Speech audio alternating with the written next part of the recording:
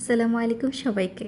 এই রোজার মাসে সারাদিন রোজা রেখে ইফতারের পরে বা সেহরিতে যেন বড় মাছ আর মাংস দিয়ে ভাত খেতে আর ভালো লাগে না। ঝাল ঝাল ছোটো মাছ চচ্চড়ি বা ভর্তা দিয়ে ভাতই বেশি ভালো লাগে। তাই আজকে আমি রান্না করলাম কাচকি মাছ চচ্চড়ি। ছোটো মাছ ছোট বড় সব এজের মানুষদের জন্যই অনেক উপকারী। আমাদের সবারই খাওয়া উচিত, বিশেষ করে বাচ্চাদের ছোট থেকেই খাওয়া শেখানো উচিত। আমার হাজব্যান্ডকে তো আমি জোর করেও খাওয়াতে পারি না, সে ছোট মাছই খায় না, ইভেন সে মাছই খায় না।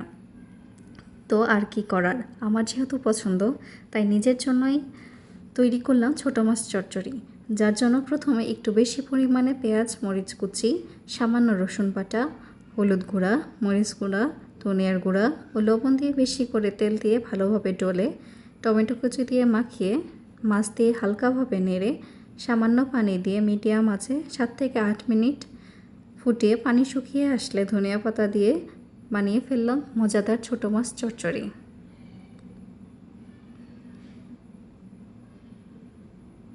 Thank you.